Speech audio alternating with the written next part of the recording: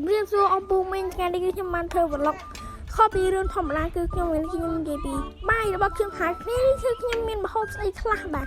ថ្ងៃម្ហូបថ្ងៃខ្លះចេះចាំមើលម្ហូបថ្ងៃនេះខ្ញុំមានខ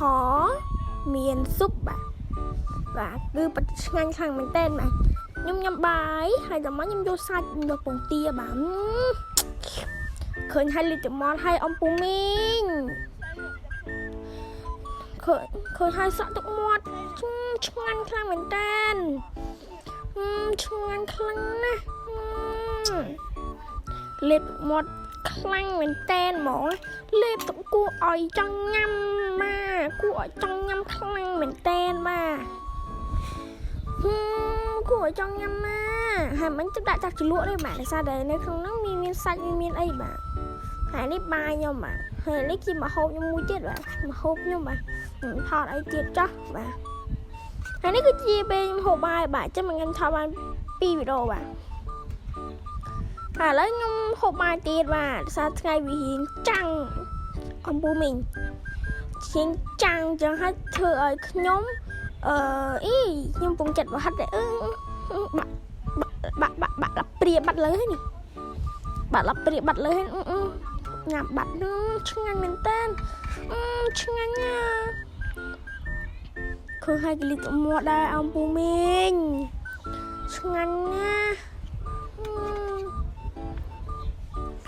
គួរឲ្យចង់ញ៉ាំខ្លាំងមែនតើហ្មងអំពូមីង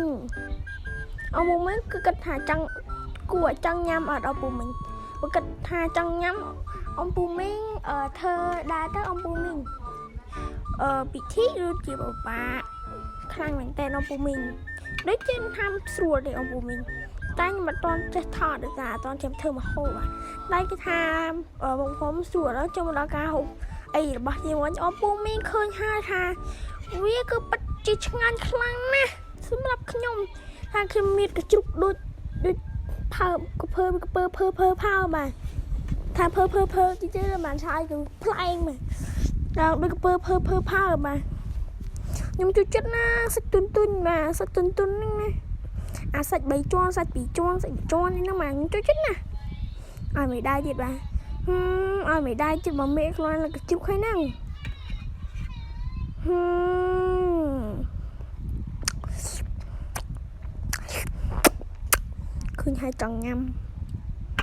ឃើញហើយចង់ញ៉ាំហ្មងនេះ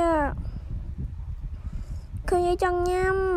អំពូមីងវីដេអូខ្ញុំក៏មានតែប៉ុណ្្នឹងចឹងអំពូមីងបើចូលចិត្តវីដេអូមួយនេះសូមចុច like share ខ្ញុំម្នាក់មួយផងខ្ញុំសូមឲ្យអំពូមីងចូលចិត្តវីដេអូសូមឲ្យអំពូមីងរកស៊ីមានបានអញ្ចឹងវីដេអូខ្ញុំមានប៉ុណ្្នឹងជម្រាបបាយ